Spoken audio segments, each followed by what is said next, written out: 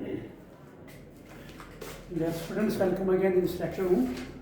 जैसा कि आप जानते हैं कल हमने एनाटॉमी ऑफ डाइकॉट स्टेम याद है आपको? याद है डाइकॉट स्टेम? कल ये हमने इसका हाफ पोर्शन डिस्कस किया डाइकॉट स्टेम का। मैंने ये बताया कि अगर हम कोई भी प्लांट जो डाइकॉट हो तो फिर हम उसका ट्रांसफर सेक्शन ले लेंगे, तो उसको अंडर माइक्रोस्कोप में देखेंगे तो वहाँ पर बहुत से किस्म के टिश्यूज़ हमें देखने को मिलेंगे। तो generally 3 types of tissues are there. One is called as outer tissue, that is called as epidermis. तो पहला टिश्यू जो हम देखेंगे that will be outer protective covering, that is called as epidermis. तो उसके बाद बहुत से टिश्यू हमें देखने को मिलेंगे, those are called as ground tissue in general, ground tissue, यानी इसमें बहुत से टिश्यूज आते हैं, उसको हम ग्राउंड टिश्यू कहते हैं। तो last one that is called as vascular tissue. तो उसके बाद मैंने यहाँ बता दिया आपको, पहले जब हम देखेंगे तो यहाँ पर सिंगल लेयर ऑफ सेल्स, ये एक टिश्यू आएगा, या हम देखेंगे single layer of cells which is outer protective, so this is called as epidermis. ये कल मैंने बता दिया, याद है आपको? मैंने बताया जो पहला टिश्यू आएगा that will be called as epidermis. तो एपिडर्मिस जो है this is outer protective tissue, ये प्लांट को प्रोटेक्शन देता है, जिस तरह हमारा स्किन हमें प्रोटेक्ट करता है, आउटर टिश्यू होता है। तो इसी तरह इस प्लांट में भी या स्टेम में भी जो outer protective cover that is called as epidermis. तो उसके बाद मैंने आपको बताया कि एपिडर्मिस के बाहर एक वैक्सी लेयर होता है, so that waxy layer is called as cuticle.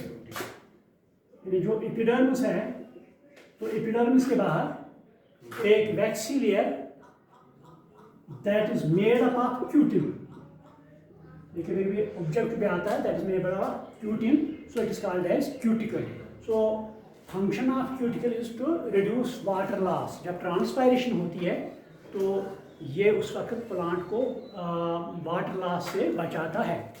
तो उसके बाद मैंने कहा यहाँ पर थ्रेड लाइक स्ट्रक्चर्स होते हैं, दे आर मल्टीसेलुलर, याद है? They are multicellular structures, so these are called as stem hairs.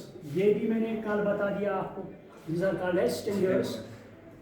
These are also called as, या उनका अदर नेम है that is called as trichomes.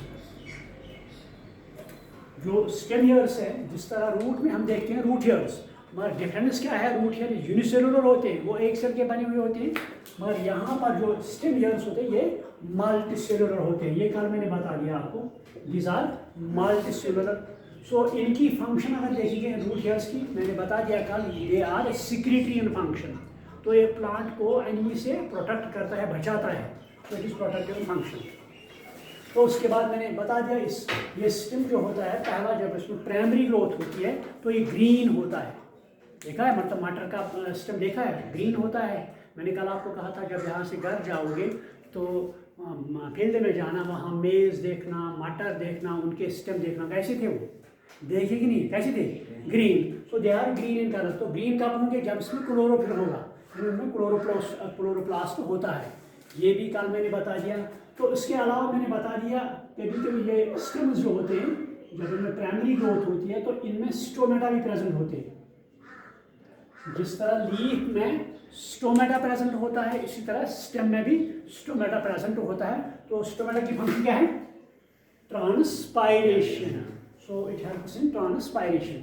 ये कल मैंने बता दिया। उसके बाद मैंने कहा स्टेम में अब एपिडर्मिस के नीचे हम जाएंगे, दूसरा लेयर। यहाँ तो पहले हमने देखा आउटर लेयर, अब सेकंड लेयर यहाँ देखेंगे, सेकंड टिश्यू।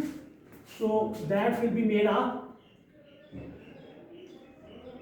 Multilayer cells. यहाँ पर ये मल्टीलेयर टिश्यू सेल हो गए, यहाँ पर 2 और 3 लेयर ऑफ सेल्स। ये सेल्स उनका नेचर होगा, they will be collenchymatous, they will be अगर आपको याद होगा जब मैंने एनाटॉमी दूसरे लेक्चर में मैंने बताया कि there are 3 types of tissues, one is called as parenchyma, second is called as collenchyma, third is called as sclerenchyma. तो यही 3 टिश्यू जो होते हैं ये प्लांट के हर एक टिश्यू में पाए जाते हैं। तो यहाँ पर जब हम एपिडर्मिस के नीचे जाएंगे तो यहाँ पर 2 to 3 लेयर ऑफ सेल्स होगा। तो this is collenchymatous in nature. So this type of tissue is called as hypodermis. ये भी मैंने कल आपको बताया, याद है? So this called as hypo means below, dermis means skin, and below the epidermis there is hypodermis. तो hypodermis का nature this is colonchymatitis। ये भी मैंने कल बता दिया, थोड़ा रिकैप करता हूँ या रिकॉल करता हूँ। तो उसके बाद मैंने बता दिया there is another multi-layer of cells, so that is called as cortex, that is called as cortex। ये भी मैंने कल cortex मैंने बता दिया, they are पैरेन्काइमेटस। जो इनके सेल्स जो होते हैं दे आर थिन वाल होते हैं, ये पैरेन्काइमा इन नेचर होते हैं, तो इसको हम कार्टेक्स कहते हैं। तो कार्टेक्स के नीचे अगर जाएंगे वहाँ एक सिंगल लेयर ऑफ सेल होगा और एक टिश्यू यहाँ पर, that will be single layer. यहाँ पर होगा एक और tissue, that will be of single layer. तो this is called as endodermis. तो इस लेयर को हम क्या कहते हैं? एंडोडर्मिस। अगर आपको याद होगा मैंने बता दिया है आपको, ये जो एंडोडर्मिस के सेल्स हैं इनके वाल्स जो यहाँ पर होती है सेल वाल, तो इन पर एक केमिकल सबस्टेंस होता है दैट इज कॉल्ड एज, शाबाश, सिब्यूरिन, दैट इज कॉल्ड एज। सो वो सिब्यूरिन इन पर डिपॉजिट होता है तो ये सेल वाल थिक होता है, बट इसकी अपीयरेंस जो है that is strip like structure, they make strips. So these are called as Casparian strips, Casparian strips। ये भी मैंने कल बता दिया और मैंने ये भी बता दिया, ये पॉइंट जो है ये नीट में भी आता है ऑब्जेक्टिव में, वो Casparian strips are present on endodermis। मगर कभी कभी सवाल ऐसे भी आता है, अगर वहाँ आपको ये होगा Casparian strips are present on inner wall of the cortex or outer wall of the cortex। ये मैंने बता दिया, एक साल आया था एंट्रेंस में ये क्वेश्चन। जो कैस्पेरिन स्ट्रिप्स है दे आर प्रेजेंट, एक ऑप्शन था outer wall of the cortex, दूसरा ऑप्शन था inner wall of the cortex. What will be your opinion और आंसर? Inner wall. क्यों? क्योंकि ये जो एंडोडर्मिस है ये कार्टेक्स के इनर साइड है, तो we can say it is inner wall of the cortex. तो ये एंडोडर्मिस जो है इनमें कभी कभी स्टोरेज सेल्स या होते हैं, इनको हम या इनमें ऑयल सबस्टेंस स्टोर होते हैं तो उनको हम पैसेज सेल्स भी कहते हैं। These are also called as, ये यहाँ से हम पढ़ना है अभी, अब यहाँ से लिखो आप, in endodermis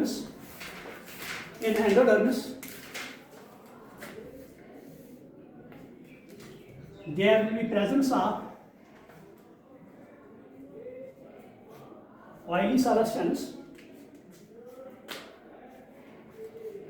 So these cells are also called as passage cells. These are also called as oily substances. So these are called as passage cells.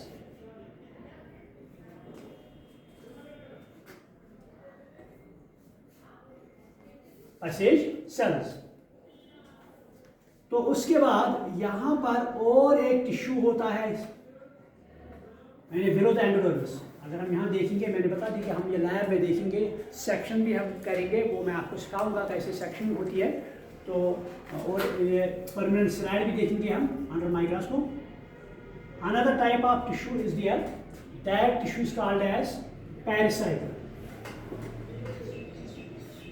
That is called as pericycle. यहाँ अगर हम देखेंगे यहाँ पर दिस एंडोडर्मिस, तो endodermis के नीचे और एक टिश्यू प्रेजेंट होता है that is multilayer, so it is called as pericycle. तो पेरिसाइकल का रोल मैंने बता दिया है, जब मैंने रूट में बताया है आपको पेरिसाइकल, तो उसमें मैंने बताया रूट में वो लेटर रूट्स बनाता है, आपको याद है वो मैंने बताया। ये पेरिसाइकल जो है रूट में, डाइकॉट रूट में 2 फंक्शंस परफॉर्म करता है। One is called as lateral root formation.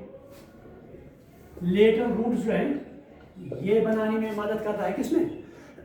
Dicot root में number 2 cambium, it helps in cambium formation. Cambium बनाता है जिसकी वजह से प्लांट में सेकेंडरी ग्रोथ होता है, ये मैंने पढ़ाया आपको। मगर ये यहाँ पर ये स्टेम में, यहाँ पर लेटेस्ट रूट्स बनेंगे, वो तो रूट में था पेरिसाइकिल, उससे यहाँ लेटर रूट्स बने। अब तो ये स्टेम में है, क्या यहाँ पर लेटर रूट्स बनेंगे?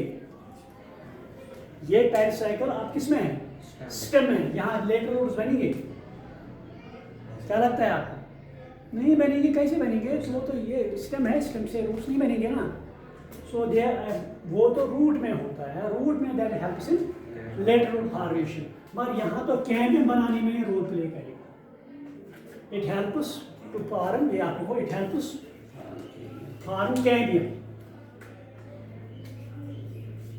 अगर आपको याद, मैंने वो बता दिया, वो डिटेल्स में मैंने बता दिया आपको। अभी मैं फिर से थोड़ा वेस्कुलर बंडल में वो रिकैप करूँगा आपको। तो this is called as pericycle, it helps in cambium formation. तो इसके बाद यहाँ पर अब वेस्कुलर टिश्यू आएगा। देखो पहले मैंने कहा एपिडर्मिस, बोर्ड की तरफ आप देखो पहले, इसके बाद देखो पहले मैंने कहा कौन सा टिश्यू है? एपिडर्मिस। सो जिसका एपिडर्मिस आउटर प्रोटोन कवर। उसके बाद मैंने क्या कहा? ग्राउंड टिश्यू में सारा हाइपोडर्मिस, कॉर्टेक्स, एंडोडर्मिस, पेरिसाइकिल, पीछे सारे एंडोडर्मिस में आते हैं। कभी कभी आपको क्वेश्चन में आ सकता है what are the tissues which are present in ground tissue. So ground tissue is also called as fundamental tissue, ये मैंने पहले पढ़ाया आपको। सो इस ग्राउंड टिश्यू में क्या क्या आता है? जो भी टिश्यू एपिडर्मिस और वेस्कुलर के टिश्यू के दरमियान हो, including pith, they are called as ground tissue.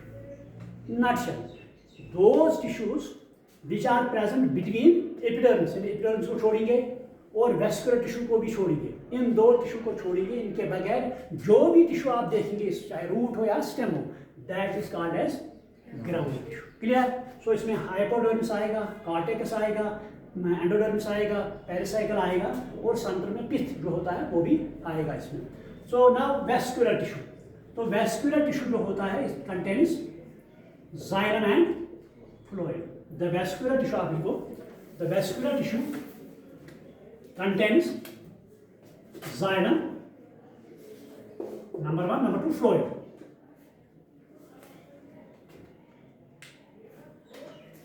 The vascular tissue contains xylem and phloem. उनका अरेंजमेंट यहाँ कैसा होगा? आप देखो बोर्ड की तरफ, यहां पर वो they will form a ring like structure.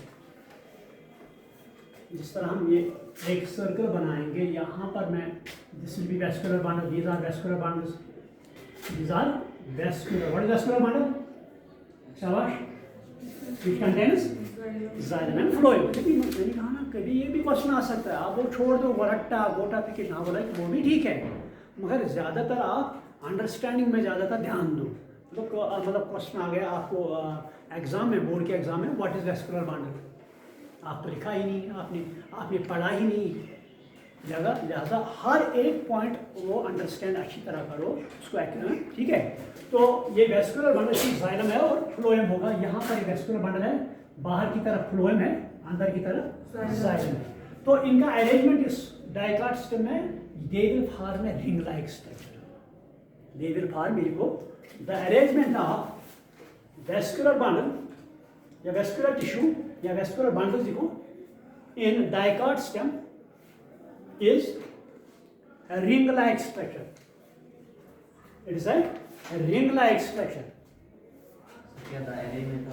Vascular bundles in dicot stem is a ring like structure. So this is a characteristic feature. इसमें देखो, this is a characteristic feature. Characteristic feature. This is a characteristic feature of dicot stem. In a presence of a ring pattern of vascular bundle in dicot stem is a characteristic feature. कभी कभी object भी आ सकता है, यानी जो vascular bundles इसमें dicot system में होते हैं उनका अरेंजमेंट कैसा होता है। मैंने कहा कि ये एक रिंग बनाते हैं, रिंग तो सर्कल होता है और ये वेस्कुलर बंडल्स यहाँ पर हर जगह में होंगे तो they will make a ring like structure. आपको ये समझ में आ गया कि नहीं आ गया? तो अब यहाँ देखेंगे बाहर की तरफ फ्लोएम है, अंदर की तरफ जाइलम है। तो चूंकि ये डाइकाट है, यहाँ मैं एक वेस्कुलर बंडल बना रहा हूँ आपको समझाने के लिए। तो दिस इज फ्लोएम, यहाँ पर ये क्या है? जाइलम। तो जाइलम और फ्लोएम के दरमियान जो ये डाइकाट होते हैं यहाँ पर बना हुआ, इनके दरमियान और एक टिश्यू होता है that is called as cambium. यहाँ पे लिखो between xylem and phloem the vascular bundle a tissue called as cambium is present. A tissue is present called as cambium in dicot stem. In dicot stem. तो इस vascular bundle को हम क्या बोलते हैं? शाबाश।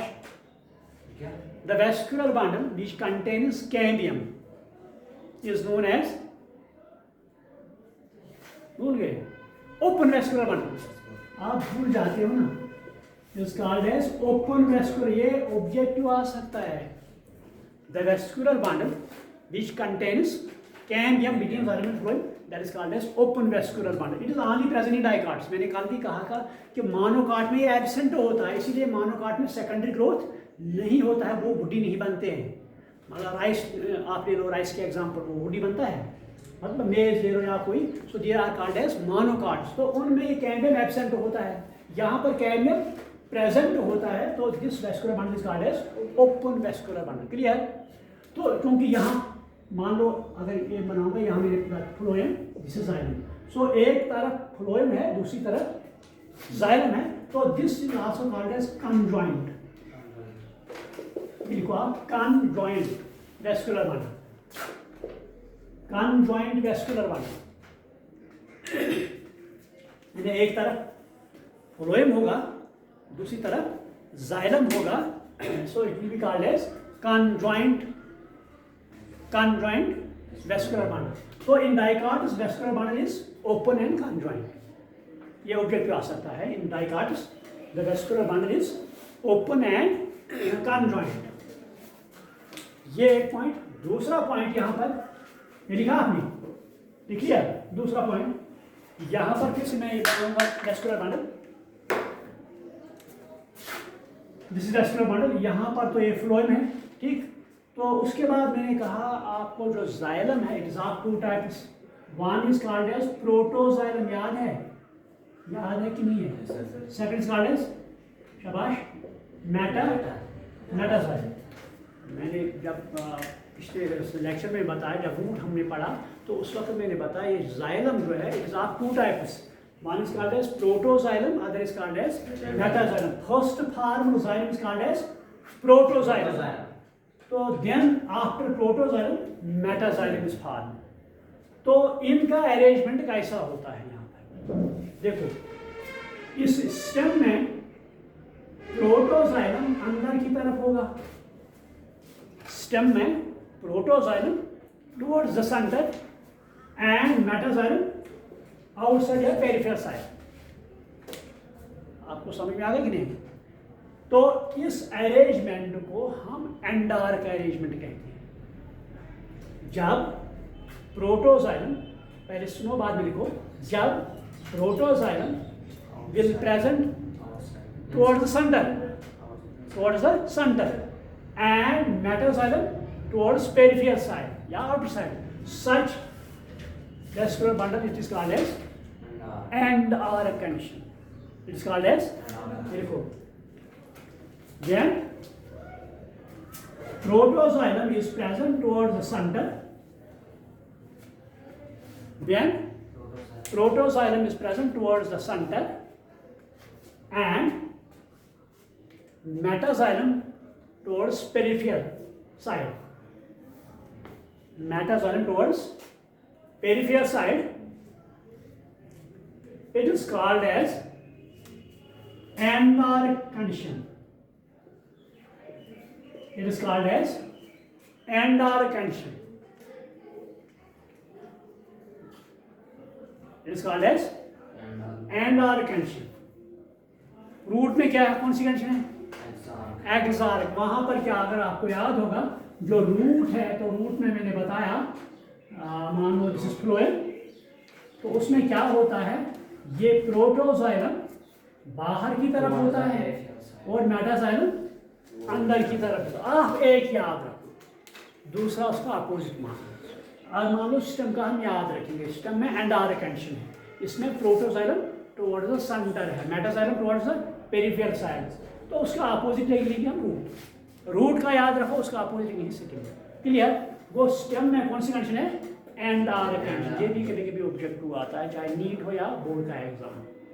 रूट में एक्सार्क, इसमें और फर्नस में मैंने क्या बताया? फर्नस में मैंने बताया मीज़ार कंडीशन. मीज़ार कंडीशन कितने? फर्नस, जो टेरिडोफाइट्स होते हैं, ये हमने लाहौर बाटी में पढ़ना है, टेरिडोफाइट्स या फर्नस, जो मैंने बाहर को प्लांट दिखाया वहाँ स्कूल के दीवार के साथ है, तो उनमें मीज़ार कंडीशन होती है. तो आप ये याद रखो, ये ज़्यादातर क्वेश्चन कौन सा, एंडार और एक्सार कंडीशन, ये एग्जाम में अक्सर आता है ये क्वेश्चन. तो this so in roots the condition is endarch. Clear? तो उसके बाद सेंटर में और एक पॉइंट यहाँ, इसमें प्राइमरी जाइलम भी प्रेजेंट होता है, क्योंकि इसमें प्राइमरी ग्रोथ हुई है. प्राइमरी जाइलम, अगर उसमें ये कैंडियम जो है ना, कैंडियम कल मैंने आपको बताया, कैंडियम ये डिवाइड होता है, उसके बाद ये सेकेंडरी जाइलम बनाता है, तो वुड बन, और ये वुड है आपके सामने ना, दिस इज वुड. तो ये तब बनती है जब सेकेंडरी ग्रोथ होती है प्लांट्स में. तो उस मैंने कहा कि सेकेंडरी ग्रोथ से प्लांट की थिकनेस जो है, इसकी गर्थ है, वो इंक्रीज होती है. लेकिन प्राइमरी ग्रोथ से क्या होता है, लेंथ इंक्रीज होती है. ठीक है? वो जैसा यहाँ पर ये प्राइमरी जाइलम है और प्राइमरी फ्लोएम है. तो उसके बाद सेंटर में जाएंगे. ये सेंटर जो है, सेंटर में और एक टिश्यू में प्रेजेंट होता है, that is called as pith.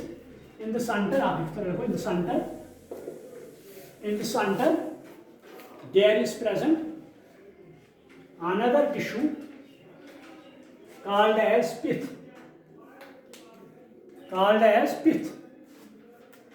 So this pith is also called as medulla. It is another name is medulla.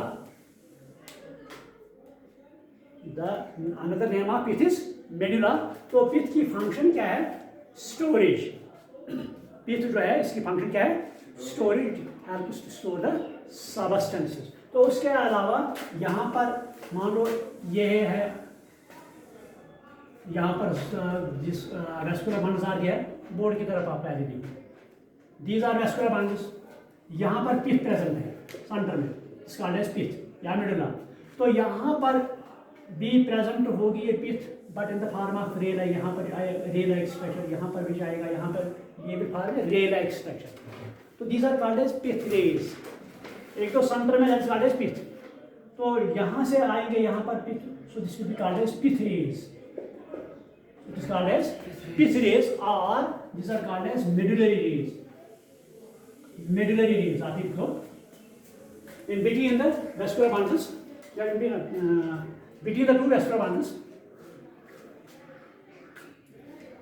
the two vascular bundles, pith rays or medullary rays, pith rays or medullary rays are present. Pith rays or medullary rays are present. Pith rays या medullary raise.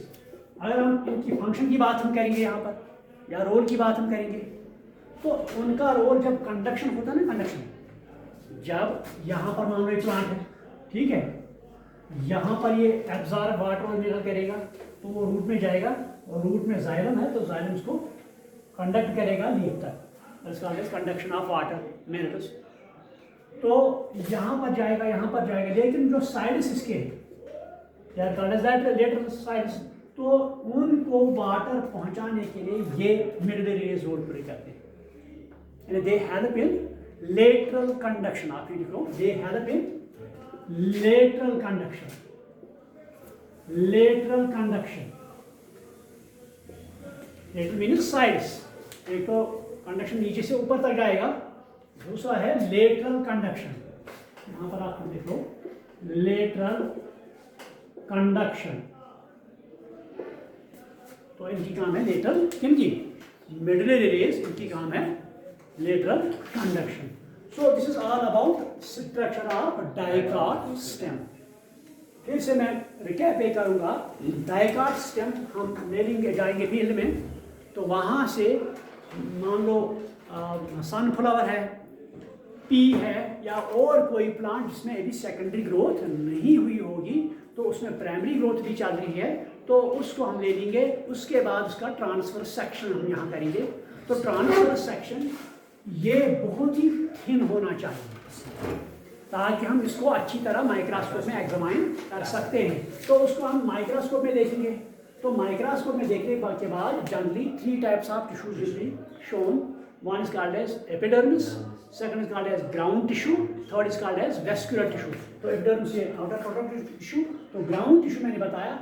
Epidermis और vascular tissue को छोड़ के, epidermis और vascular tissue को छोड़ के जो भी टिश्यू इसमें आते हैं they comes under ground tissue. That includes hypodermis, cortex, endodermis, pericycle केयर, मिडलरी रेज क्लियर। उसके बाद वेस्कुलर टिश्यू, तो ये हम देखेंगे इसमें।